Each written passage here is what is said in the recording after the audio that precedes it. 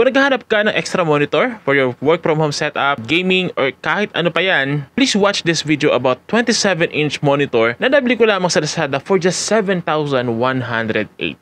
Alamin natin kung ano pa nga bang meron sa kanya. Video coming up.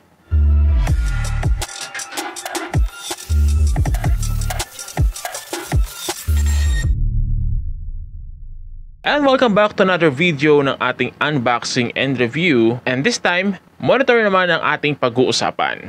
We have this ViewPlus MM2H70. Ayan, nasa likod ko. And gaya ng nasabi ko sa introduction, nabili ko lamang siya sa Lazada. Ang original price niya is 9,800. But on 3/3 sale, nag-markdown siya into 8,338 pesos and 64 centavos. And since madami akong voucher and coins, nabili ko lang siya for just 7,180 pesos and 64 centavos. Ayan, nandiyan yung breakdown. So napakamura ko siyang nabili. And now let's find out kung okay nga ba siya. But before that, pakita ko muna sa inyo ang unboxing ni ViewPlus MM27HO. Yung shop na nabilan ko sa Lazada, ang pangalan niya is Vivocom Technologies. Akala ko related siya sa Vivo, pero nung tinitignan ko naman, hindi naman kasi iba't ibang brand yung kanilang binibenta. And yeah, in fairness naman dito kay Vivocom Technologies. After ko ma-order nung 3/3 yung monitor, dumating siya sa akin days after. So March 5 na-receive ko na siya. Napakabilis na i-ship out yung in-order mo sa kanila, and expect mo na on the following day marireceive mo siya agad. So good job kayo dun. Sa pagka-receive ko ng package, tinanong pa ako ng courier na kilala na ng aso ko kung ano daw ba yung laman nun yung in-order ko. Laki daw kasi. Kung TV daw ba. Tapos nung nakita ko, hala, ang laki nga. Pero syempre, ano nga bang ina-expect ko? 27 inches nga eh. Mindset ba? Mindset? Going back sa unboxing, okay na okay tayo sa kapal ng bubble wrap. Secured na secured yung ating in-order. And sa box nakalagay doon yung ilang specs na MM2870. And then hilahin mo lang yung styro carefully and makikita mo na yung TP cable, adapter, bracket, base assembly instructions na may kasama ng screwdriver at siyam na screws, and yung base. Then ilip nyo lang yung styro, lalabas na doon yung mismong monitor. So after unboxing, papakita ko naman sa inyo ngayon kung paano nga ba i-assemble si ViewPlus MM27HO. So prepare lang natin yung bracket at yung base. Then gamit yung screwdriver, screw na natin yung nag-iisang malaking screw. Then open natin yung cover sa likod. Makikita mo doon na pagkalip mo mayroong mga butas. Doon natin i-match yung bracket para pasukan ng mga screw. Ngayon, tip ko lang para di kayo mahirapan, sa first 2 screws nyo, huwag nyo muna higpitan. Para pwede nyo pa silang i-adjust kapag na mali kayo nung pagkakapasok nung una o dalawang screw. Then pagtingin nyo, okay na, sakto na, diinan nyo na yung mga screws para mas secured yung ating monitor.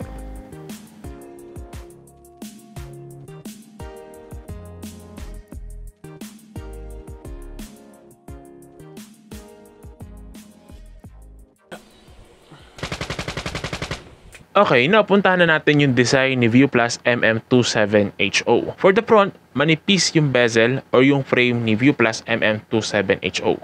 At the center bottom, nandun yung kanyang logo. Then sa bottom right naman, nandoon yung icons para sa mga menu. Okay, sa bottom part, mayroong mga ports tayong makikita dito. We have the DC port or kung saan natin sinasaksak yung adapter. We have the HDMI 1 and HDMI 2. We also have the DP or display port and audio port. For the keys, meron siyang menu, down, up, exit, and on and off button. At nasa bottom din yung heatsink nito ni ViewPlus MM27HO. At the back side, dun mo makikita yung RGB lights niya. Also, it supports Kensington lock. Okay, ano ang Kensington lock? Then ito yung type of lock na design para sa ating mga technical devices or gadgets. Actually, mukha siyang bike lock, pero para sa mga gadgets. Ayun. Also, merong space sa pagitan ng bracket niya dun sa likod. I advise na dun nyo palusutin yung mga cords para malinis, hindi masyadong wagwag. For the display naman ni ViewPlus MM27H0, for the screen size, of course, meron siyang 27 inches. And naka-IPS display na rin siya. So, ibig sabihin, you can see clearly the colors in any angle. So, kahit tignan mo siya sa gilid, tignan mo siya sa taas, tignan mo siya sa baba, yung kulay ay hindi ganun kalaki yung pinagbago. And then meron din siyang maximum resolution na 1920 by 1080. And it will display up to 16.7 million colors. And it also has a refresh rate na up to 165 Hz. Ayun, ang paalala ko lang sa inyo, yung 165 Hz, magagamit nyo lang yan pag ang gamit yung cable ay yung DP or yung display port. Pero kung naka-HDMI kayo, ang maximum refresh rate nyo na magagamit para kay View Plus MM27HO ay nasa 120 Hz lamang. Ayan, so para di na kayo magtaka kung bakit ang naka-display doon ay 165 Hz pero pag chinek nyo naman nasa 120 lang. Kasi baka nga hindi kayo gumamit nung DP or yung display port. Okay, proceed naman tayo sa performance ni View Plus MM27HO. For the response time, meron siyang 1 millisecond. Ngayon, ano nga ba ang response time pagdating sa mga monitor? So response time, it is the time it takes for the monitors to shift from one color to another color. Sa Tagalog, ito yung bilis ng monitor display natin kung paano siya mag-shift mula sa isang kulay papunta sa another color.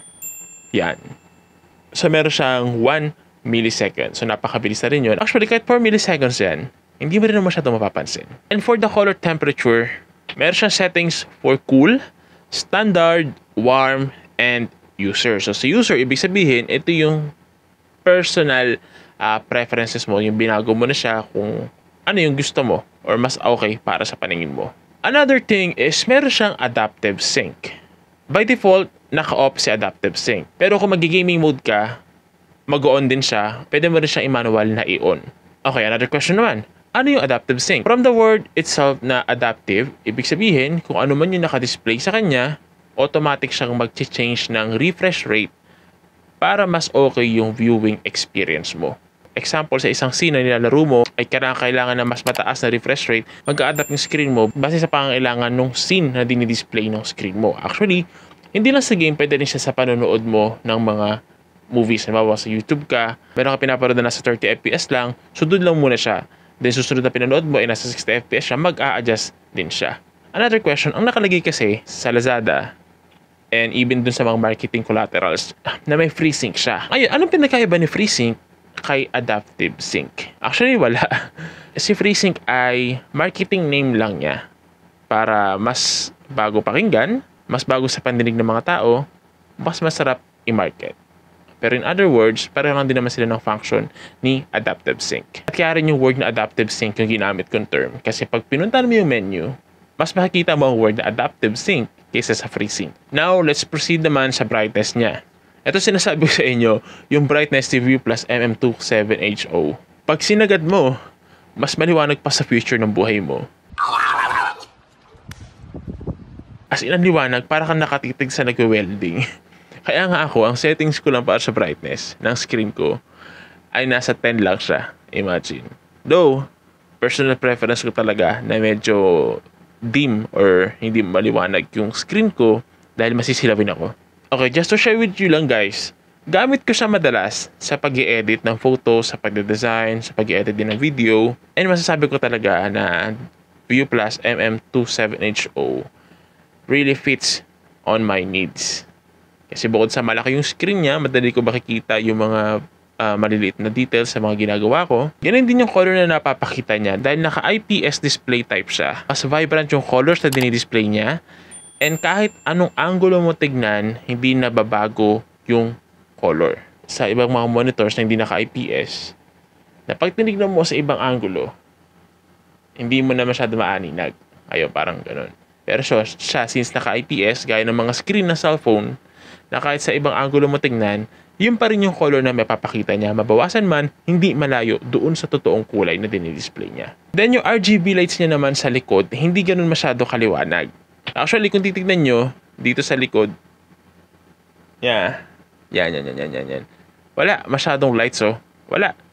Kasi hindi talaga ganun kaliwanag yung RGB lights niya. Mas ma-appreciate mo lang talaga siya kung tinitignan mo siya sa likod. So at least yung mga butiki niya sa likod ng monitor na yan, may nakikita silang RGB lights. Para sa kanila yan. Next ay wala siyang height adjustment. Kumbaga kung ano yung pagkaka-install mo, yun yung height niya mismo. Hindi siya kagaya ng ibang monitor na na-adjust mo yung taas. And then, pagdating naman sa tilting, hindi rin siya sobrang natitilt. I think nasa 5 degrees to 20 degrees mo lang siya pwede matilt.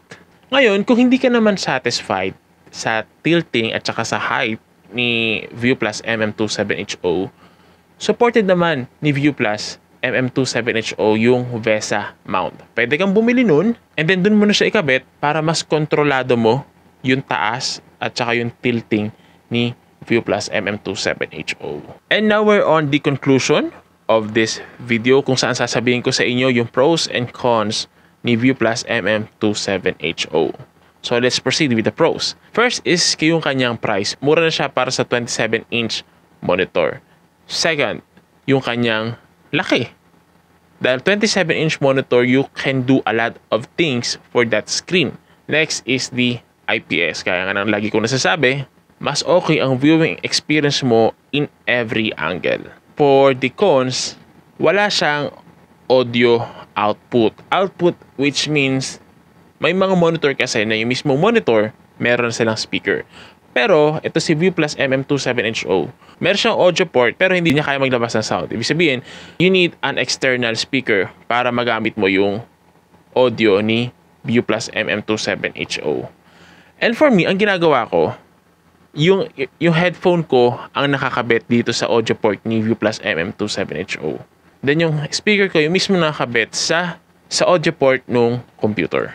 And lastly for the cons, ayun nga, limited lamang yung tilting at saka yung height ay nakafix na. So mas okay sana kung pati yung nagagalaw mo para at least na-adjust mo yung monitor mo depende sa kung ano yung mood mo. Kasi 'di ba, kumbaga parang may times na gusto mo magtrabaho ng naka-straight body, mayroon naman times na gusto mo mag-slouch lang na ganyan. Kung tatanungin niyo ako kung sulit ba or pasado ba si View Plus MM27HO para sa akin, yes, sasabihin ko, okay na rin siya. If you are planning to buy this, go for it dahil murang-mura na talaga siya para sa 27-inch na monitor. Okay siya kahit sa anong setup mo, kung work from home ba yan, or pang gaming, or kahit ano pa, hindi ka nalugi dito.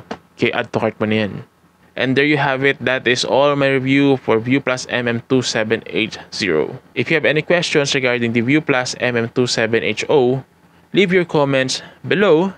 And if you like the content of this channel, please hit the subscribe button and hit the notification below to be updated sa mga future videos na i-release pa natin. And by the way, please follow me on my social media accounts, and sa Instagram, elpalangka_tech, and sa Facebook, El Palangka Reviews and Unboxing. Once again, this is me, El Palangka, with View Plus MM27HO. Thank you for watching and see you on my next video.